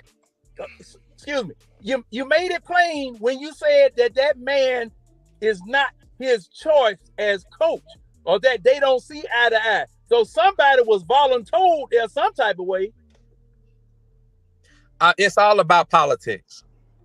Well, it's all about politics. I agree with that. You know what I'm saying, Damon, it's like I'll give you an example. Like, okay, I'm an HR manager, right? So we're hiring for the supervisor position. I have to fire somebody, right? So it's these three candidates. We may want to interim. They didn't fit your vision of the company. No, we may. Well, yeah. But we may. Thank you. There you go. Thank you. That's not a good example. But hold on, wait, Damon. So we had this lady, right? She interviewed for we were interviewing multiple people for the job. I said, you know what? I'm not really ready to hire nobody right now. I'm gonna make you the interim supervisor, right? Do throughout the process, people like her. She kind of swayed me. And so I'm like, you know what? I'm going to make her, even though my first initial thought is she ain't really she not really in what I want long term, but people like her. She kind of swaying me. Things are going in the right direction. So I made her the interim supervisor, right? 3 months down the road, I'm like, oh shit. This I should have went with my gut, my instinct. She's not who I wanted in that position long term. So now we're in a bad situation. I got a better one. Hold on. Go ahead, finish, man. Hold on. Go ahead, finish, man. Hold on. Go ahead, finish, man. On that point though, because you were alluding to something. Go ahead and finish, man. Go finish, because you agreeing with me. Go ahead and finish. Go finish. Oh, yeah. That's why he wants you to go ahead. Go ahead. Go finish. Because I know how the story go in already, man. Go ahead. I already know how it's gonna end. Go ahead, man. No, I'm in a bad predicament, right? I got a lady in there that I really ain't feeling, that I really shouldn't have hired, but she swayed me because of her performance during the interim period. She kind of tricked me in a way. So, but the difference between what I'm saying and what I'm talking about Travis is I recognized that and I fired her. After her 91st day, I fired her. So I'm saying the problem we're in right now, you got to fire Nate. You recognize he's not the long-term option. You got to fire him because to continue him in this position where he does not belong, it's just going to make the morale of the team worse. Because they're not going to be any good teams. So you say I'm firing Nate. All I'm saying is, my whole point is this. If you knew he didn't fit what you wanted, why the hell would you hire him in the first place? Because the man, I got a better analogy to help you out. That's a little separate because when you think about it, right? As far as that, I understand your point, right? Because I was listening to what you were saying about there's 30 teams in the NBA, and we got one of those jobs, right? It should be highly valued, right? It is. I understand that. But the reality of the matter is that using Matt's point about this interview process, a head coach has to say yes just as much as a GM and a president has to say yes. You see what I'm saying? So it's like when you also think about it too, right? Nate's coming into a situation where, let's be real here, Travis's position with the organization, this isn't a guy that has years of working within the organization and cemented himself as like, he's not going anywhere. He ain't Danny Ferry. You see what I'm saying? Like, it was still don't get me started. Don't get me started on that. On top of that, hold on. So what I'm saying is this though, right? As a head coach, you can't really fault a guy if I'm not really interested going to an organization that I know the president is a little bit touch and go. He may not be receptive to getting the guys that I want, right? Because of limitations, whether it's money, whatever the case is. On top of that, the GM and me may be bumping heads. We don't know what's going on privately, right? So that's why I'm not going to sit there and say we can't just strong arm candidates in and of itself. On top of all of that, somebody mentioned the point earlier, we have to be an attractive market. Like, that's just what it is. And I think, like, as far as Hawks basketball is concerned, it's changing the perception in the eyes of people, but it's still like we're not this team with years of history and years of championships. Like, we are not the Celtics or the Lakers. We don't win. That's what it is. We don't win. That being said, though, no, we don't have no rings. When it comes to the Nate thing, we also have to be very mindful, right? What the expectation of everything was. We didn't I think all of us could agree, we want a championship every year. We didn't think that we were gonna make this much progress this soon, right? As soon as we did. That being said, that now changes what the need of the team is, right? This is where I agree with Matt to an extent of, you recognize that this team could really be an Eastern Conference. I think, Analyst, you mentioned this on the last stream. I think roster construction, this team can be an Eastern Conference Finals appearing team. Like, maybe not. At our ceiling. But every other year, second round, Eastern Conference, they could get there, right? Take it to the next level is a different conversation. The reality is that you now have to find guys. You now have, real quick before I round off, you now have to find a coach that understands the limitations of your team, understands the weaknesses, understands the needs of the organization, what's being told to him privately, play the young guys, give these guys minutes. We gotta, we gotta do X, Y, and Z for the season ticket holders, whatever the case is. Doing all of that on top of winning and getting better. And there are very few coaches that can do that. But listen, man. Hey, my point is this, man. I would rather you identify somebody in college. But point. Oh, hell no. But my question is, but this my issue, man. This is my issue. I just don't understand how people complain about Nate, but act like he ain't been doing this for he got a 13-year coaching track record. But Demond, don't you hope that people Wait, Matt. You keep saying grow like Nate is like some hot shot 40-year-old coach. You're right. Nate is 60-some years old, my God. He's 50. He's only 58. He's 60. He said only 58. He said only 58. He already got, bro. He got 13 to grow. He has a 13-year. Hey, let me tell you something, man. Like I tell my friends on Facebook.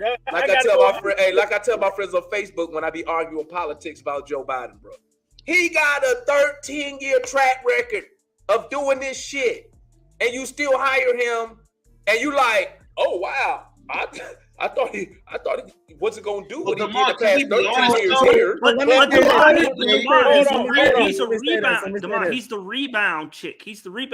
He got where we are now. So basically, if he the rebound, we just wasted 2 years right now. No, we didn't waste 2 years. A rebound serves their purpose, but now it's not the thing. Let's go get the coach.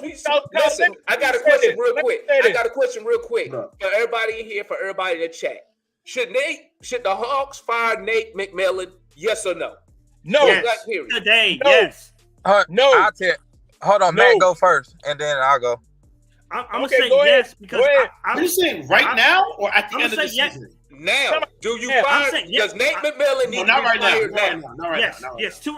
I'll be quick. I'll say yes for 2 reasons. One, you've already identified he's not the law. He can't get you to a championship. He cannot beat elite teams. That's already known. There's no point in keeping him just for the inevitable. We already know he can't beat the good teams. Just get rid of him right now. You will save the players. I'm telling you, it's demoralizing when they play other good teams and you know you're going to lose. That's not my most question. Times when you go into the game. Well, my question is that you cannot pull the trigger right now unless you already have an ace in the sleeve. Thank you. That's what it is. Listen.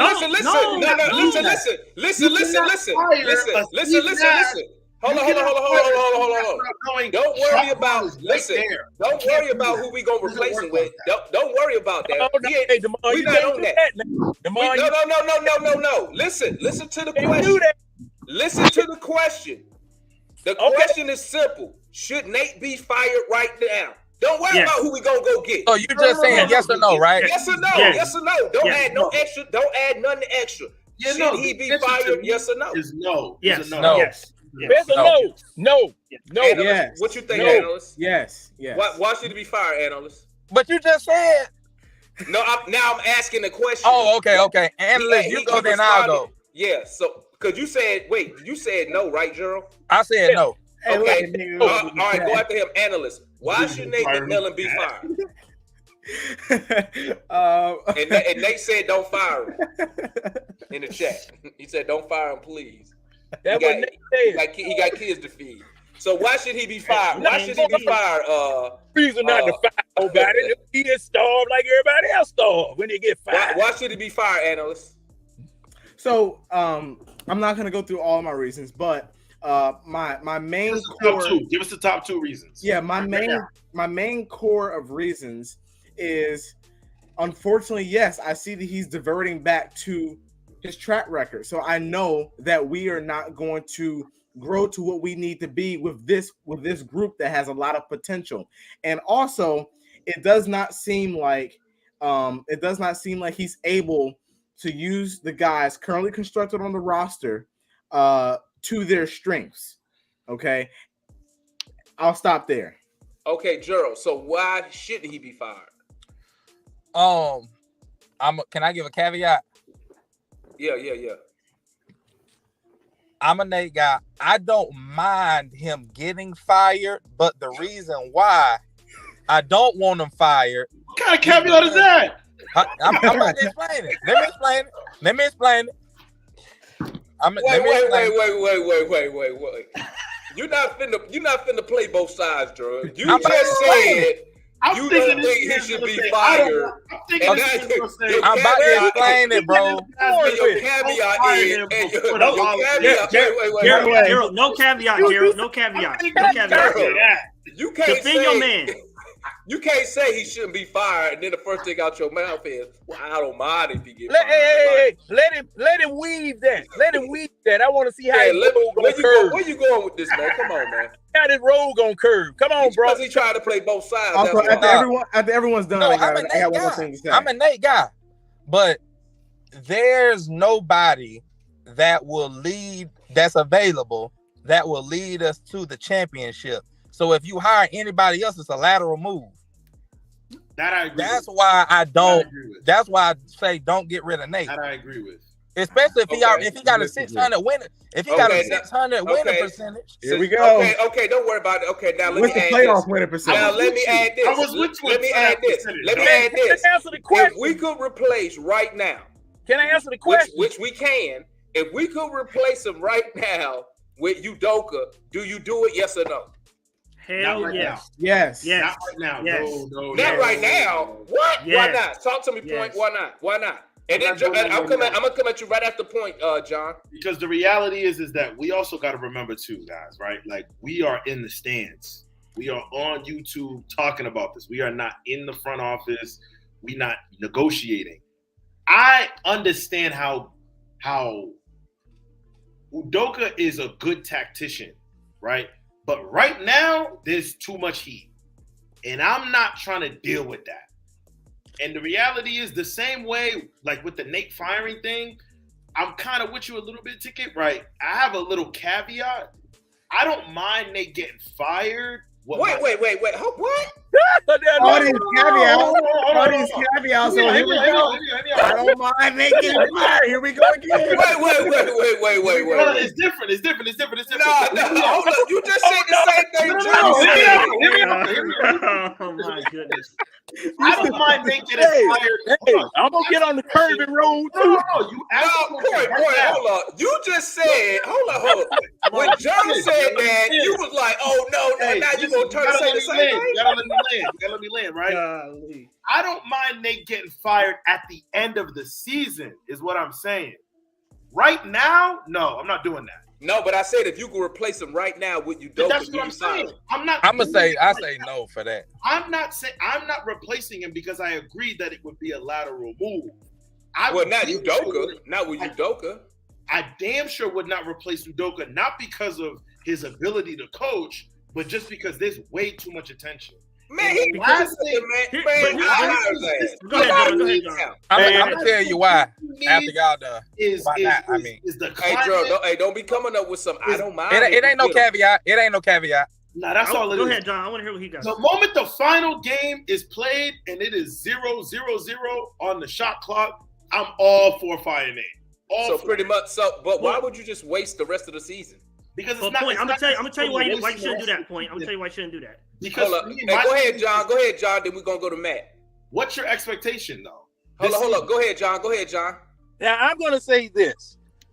I'm saying no because it's not Nate's fault. We can't shoot, man. I don't care what a coach draws up. We can't shoot. That's a good point. That is a good point. It. That's a good point. The only thing that the coach can do is draw up plays and tell them go out there execute the play. Now, if every play executed is supposed to end up in a basket, okay? If it doesn't, that's not his fault. That ain't Nate McMillan's fault. Now, let's go back. Please indulge me for a couple of minutes. Go ahead. Nate didn't want to take this job, remember? He didn't, bro. He didn't want the shit. He didn't want to take this job because, see, the thing was, the only reason Nate is even here is because Lloyd Pierce's daughter got sick and Nate won games while Lloyd Pierce was out. That's the only reason Nate got the job right now, okay? They had to twist the man's arm to take the job, all right?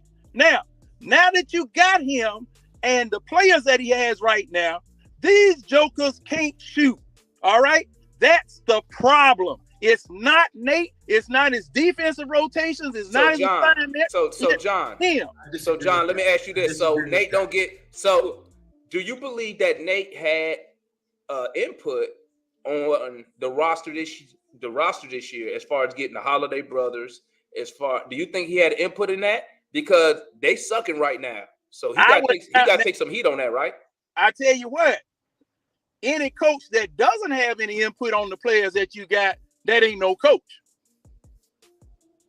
I'm gonna tell you that. Yes, no. So he's the coach. They got to let the coach know what he's gonna be working with. Yes, right? Hey, man. Hey, Travis got something to say, man. Hey, that's right. Hey, that's right. Hey, that's right. He did. He pulled a wool over my eyes. That's what he did. We also gotta remember too, man. It's the climate that we in, bro. The NBA climate. I got another reason why I wouldn't get Udoka. But hold on, Gerald. This is what. Point, y'all. This is why I would fire Nate, because this is what y'all scary. Y'all scary, right? Man. This is why I'm firing Nate. This is why I'm firing. No, it ain't got nothing to do with the. I want E-Man. I want E-Man. This one I'm firing, right? Because right now, all the heat on him right now. Well, I'm telling you, we're not. What's gonna happen is we're not gonna beat the good teams. We're gonna lose to the good teams, right? We're gonna in the playoffs. We might get there. We might get there as a 6 seed. We might have to play in the play-in tournament the way we tracking right now. Then at the end of this is because Wrestler's the same dude who fired GM and stripped Bud of his GM role after making the playoffs and having a 44-win season. So he obviously don't care if you're just barely above mediocre. You know, he wants to win. So he gonna look at this roster. They're gonna have to turn over the roster again. They're gonna have to turn over the roster again because it's gonna look like it's a mediocre roster. To Damon's point about the roster not being good enough, it's gonna look like the roster isn't good enough. It's gonna look like it's mediocre, that the talent isn't good enough, when actuality is actually the coaching that's having the talent look as bad as it does. So they're going to destroy the roster. Fire Nate. They're going to destroy. They're going to fire Travis. They're going to destroy the roster. Then they're going to bring in a new dude, and it's going to be the same thing all over. Another cycle all over again. So you can avoid that if you just get rid of the cancer. Sorry, Jerry. Whoa. That's a little strong, bro. That's a little much right there, man. That's a little strong. No, I don't know. I mean the root of the problem. I don't mean literal cancer. I'm saying like that reference is a little strong. No, y'all took that a little bit too personal. In simpler terms, fire Nate. In simpler terms, no. When you say cancer, it's not a personal thing. I'm out of there. It's not a man. It's not personal, Gerald. It's not No, personal. I know that. No, what I'm saying is the reason why I said it was strong is because when you say the word cancer, you make it seem like the problem with this team is one single person, and it's Nate. And that's not true. Reddish was a cancer. Cam Reddish was a cancer. Nate is not a cancer. You're right. That was a bit strong. Let's say Nate. Let's say Nate is 50% of the problem. So, but here's the other reason I wouldn't. Here's the other reason I wouldn't get E-Man. Why you wouldn't get him? Look at name chat. He coached 1 year, right? And he got to the finals, correct? Yeah. A part of the year. Hold on. If we rewind the tape about 7 minutes and 45 seconds ago, somebody in this chat, well, that's on the screen, Damon, said that Nate's run was a fluke. How do we not know that Ime's run wasn't a fluke? Because they went to the Eastern Conference Finals 3 times before Ime got there. Did you just see us play them? Did you not see that game? That don't matter. We do not have Hold on. that would compete. Do you know they still the number one ranked defense in the NBA? No, what I not even point. close. They were in the Eastern Conference Finals before Ime got there. But he Okay, got They him damn near over. beat LeBron. He got him over. Where were they at the year before that then? Let's not act like Ime is not the same dude that was under 500 last year at the trade deadline. But what did they do? They got healthy. That's what happened. But point, what did they do? They were They got healthy. Not healthy. What did they do? last They went season. to go They get were ass. No, they went to go. Going in. You look it Bruh, up. Ime Udoka was Nate McMillan. Going exactly my point. That's exactly my point. He was Nate McMillan. That's exactly. Let me tell you No, something. He was just a rookie. No, let me tell you something. Let me tell you something. Let me No, tell you no, something. no. Let me tell you something real quick, man. Let me tell you something. Jason Tatum just ain't step on the referee foot. Nate McMillan, let me tell you something, man. Let me tell you something. No, he's not Nate McMillan. I'm going to tell you why. One, because I got 13 years of Nate McMillan track record. 13! And guess what? He still does the exact same stuff he did 13 years ago. With Udoka, right. I don't have 13 years. So you know what I could say to myself? I could take this is his style of coaching. At that All-Star break, bro, they was right there with us. We almost had the same because record. They was hurt, Damon. No, bro. No, it wasn't that they were. No, it wasn't that they was hurt. You can make up any excuse you want. You can make up any excuse. They was hurt. Listen, they was hurt. You can say whatever you want to say, bro. Let me tell you something. They stepped up that defense. Okay, that's that what it defense. That's why they the number one defense, and they still the number one defense. So what they got going on there defensively is not a fluke. What did we do? Let me tell you what we did. We went to the conference finals. Okay, then what did we do the following year? Lose 10 in a row at home. Went on that West Coast road trip. Got our ass whipped. We was like, Trey go out there, go to Portland, go for 56-10, and we still lose. So no, that's why I say it was a fluke. We was below 500 the whole year until the end of the year. Okay, so don't sit here and tell me that Udoka and Nate is the same. No. They not. Gerald and point. The difference was it wasn't that they was hurt. It was that he was trying to implement a new system with players that didn't want to buy in. What changed was when they got Derek White. When Derek White got there, he was able to fully implement his system. That's when they took off last year. I'm gonna keep it a buck with y'all. I think y'all are kind of conflating two different things, right? What I'm telling you, like personally, that Celtics team, I give them credit, right? They made a run and they turned it on second half of the year, right? I'm going to give them credit for that. What my point ultimately is this. I saw Ime do that for 1 year. That's the same thing with Nate. Am I really going to sit there and say, you know what? I saw him do that for 1 year with the Defensive Player of the Year and two of the top 10 best wing players in the NBA, and arguably at the time last year, a Defensive Player of the Year candidate in Rob Williams, right? Am I going to sit there and say that 1 year of that is going to now, I'm going to give him the full leash to do everything, and he's going to completely change the concept and the identity of this team? I don't know that. Yes, you do that. You do that. Yes, you do know. You know how you know? Look at them right now. They still the number one defense right now. Bro, they beat our ass. It was missing two people. But this is the thing. They lost in the finals. They lost. With that number one defense, they lost in the finals. We do not have what the Celtics have. And we So you know what? If I agree with what you just said, whose fault is that? No. Answer that question. You said we don't have the type of players that they have. It is Travis and Nate's fault, both of them. Okay. So now we make it. Now we making the standard.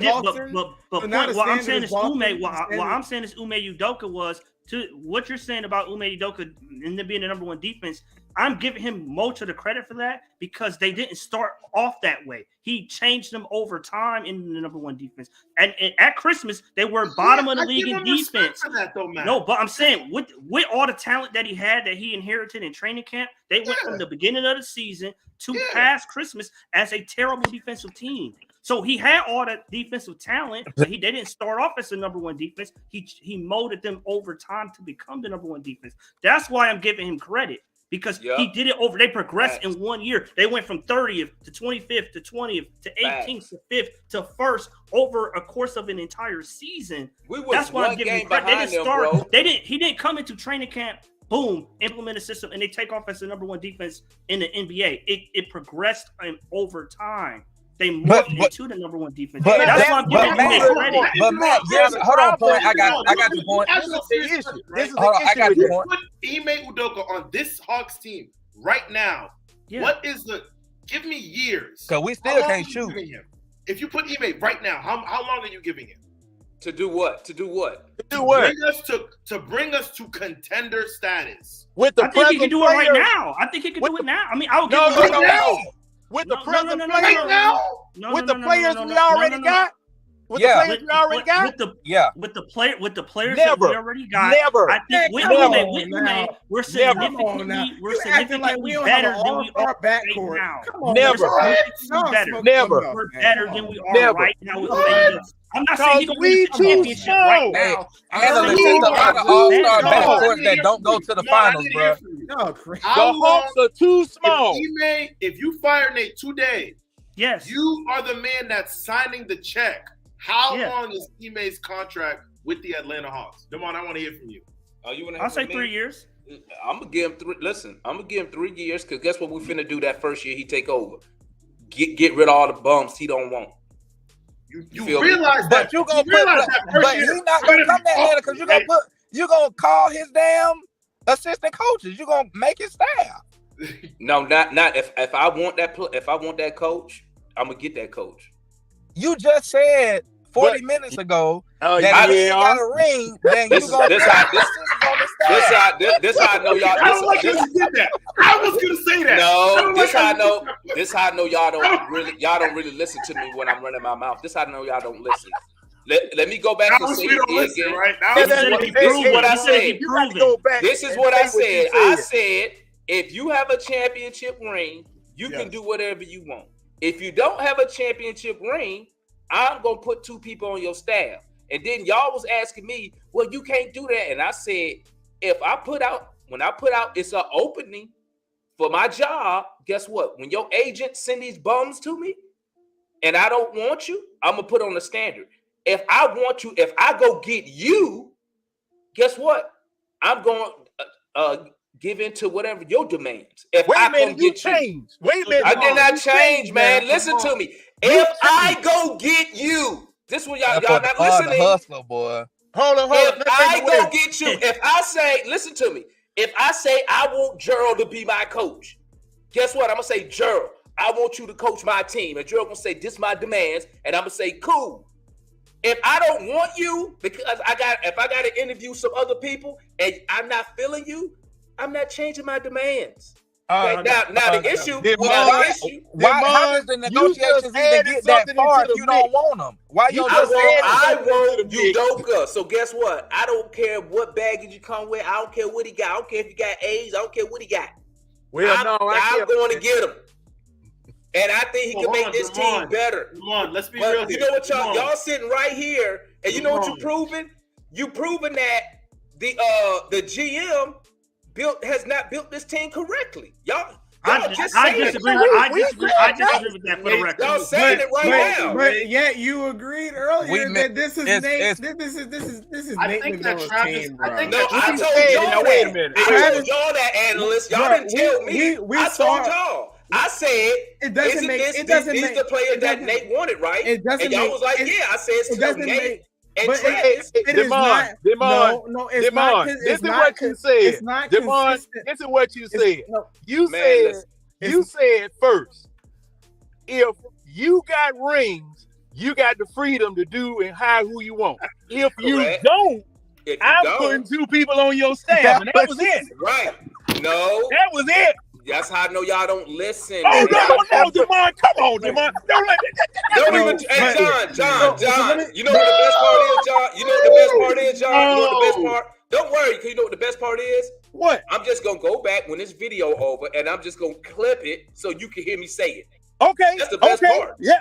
I'm waiting on that one. I'm waiting on that one. I'm gonna clip it so you can hear me say. Yeah. Okay. What I was saying. We're right here. Let me break it down. Let me break it down to you in man and women style. Check it out. Who?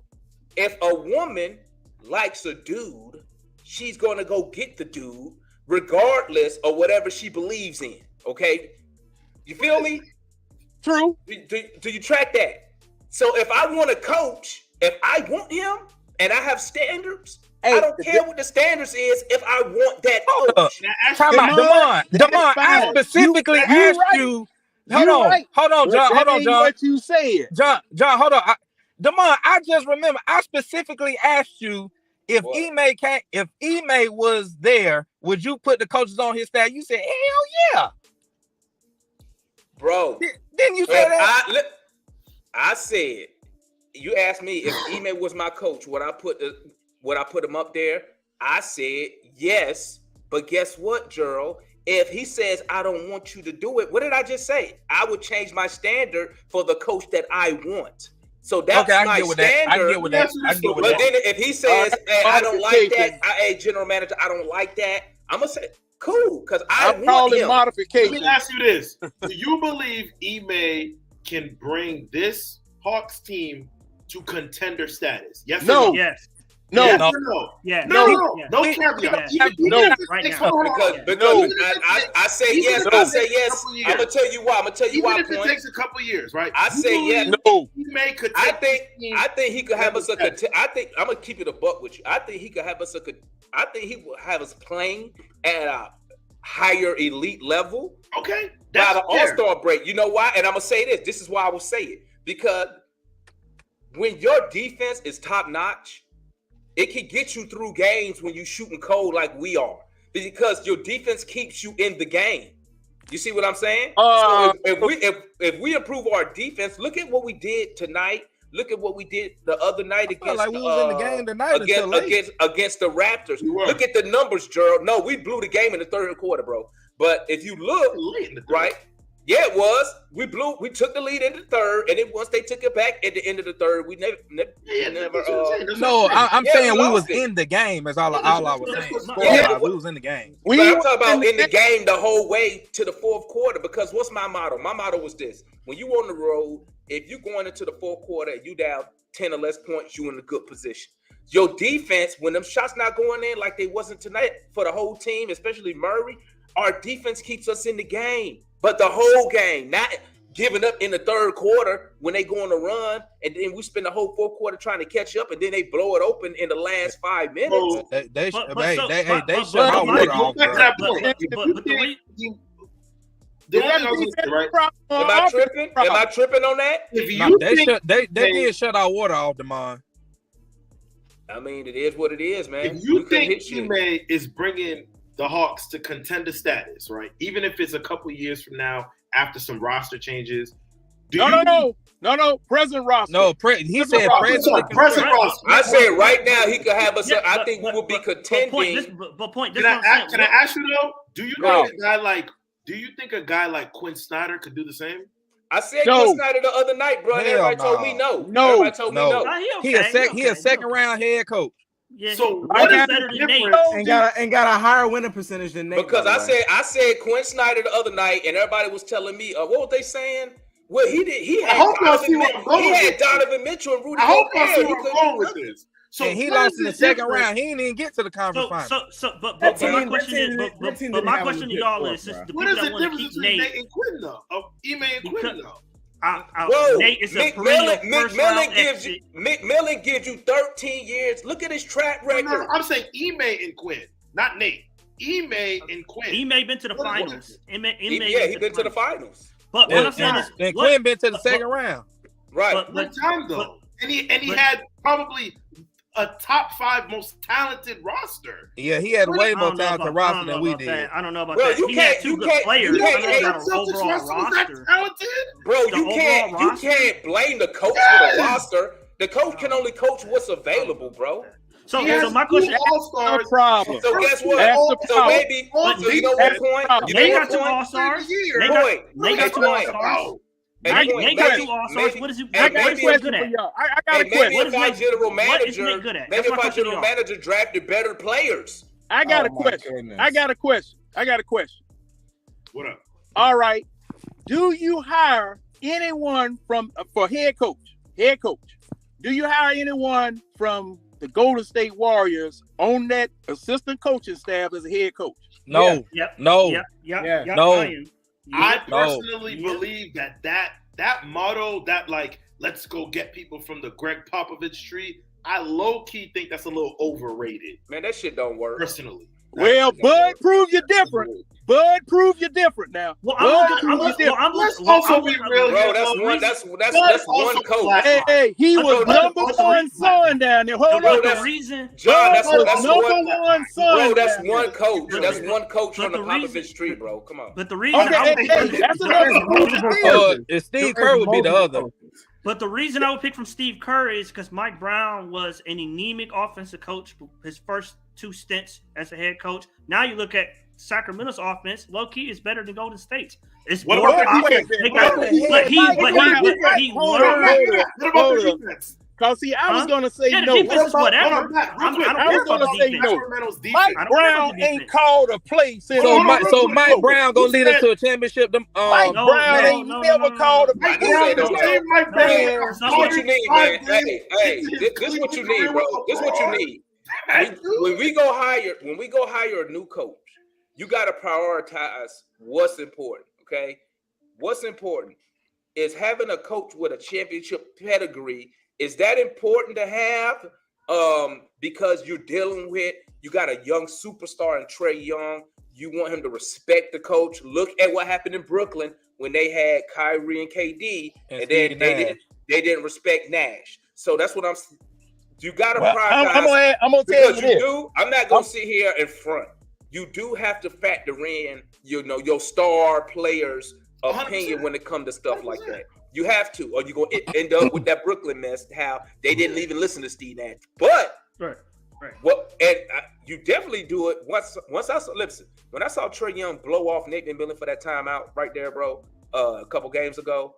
Oh, you're supposed to hang his ass. I knew, hey, the next coach we get, whoever it may be, he got to have the credibility. He got to respect him, bro. Trae got to respect him, bro. Well, hey, now, Going back to my question about Golden State, for those of you who said yes, remember Luke Walton? Oh yeah. That's a isolated. All right, so I'll flip it. That's one coach. That's one coach. But he made that 1 year. You got one. They got a championship. And Luke Walton got a really bad Sacramento team. Hey guys, I can't wait till we play Sacramento Wednesday. Hey guys, it's about that time. I only got a minute to go, so. Oh man, we were getting hot. I'm gonna go ahead and close it out. Hey man, shout out to everybody in the chat, man. We salute you. Thanks for supporting the channel. Shout out to everybody who came on the show. Y'all know what time it is. John, Analyst, Matt, Ticket Point. Hey, #1 Hawks YouTube fan channel on YouTube for the fans, by the fans. Y'all need to be tapping in. Make sure y'all smash that like button on the way up out of here, man. Thanks for tapping in. You know how we get sometimes, Yeah, like I told y'all, I already been in the garage, so you already know how I'm feeling right now. So I might have got a little ready for loud. Wednesday, Gerald. I may have got a little. Get ready for Wednesday. I might have got into it a little bit more. Hey man, that's the way we do. That's gonna be the craziest live of the year. After that game, Sacramento gonna hang it on us. So I'm gonna tap in. Hey, we go. Be here for that. They're gonna hang it on us. We shall. Are they gonna beat us, man? Are we gonna lose or win? I'll put in the group chat, Gerald. I gotta look at this guy. I gotta look at the injury. Oh, he bailed himself out. All right. Hold on, wait, no. Salute to everybody, man. I appreciate y'all for tapping in. Make sure y'all here for the next post game live, and we are out of here. Y'all stay up.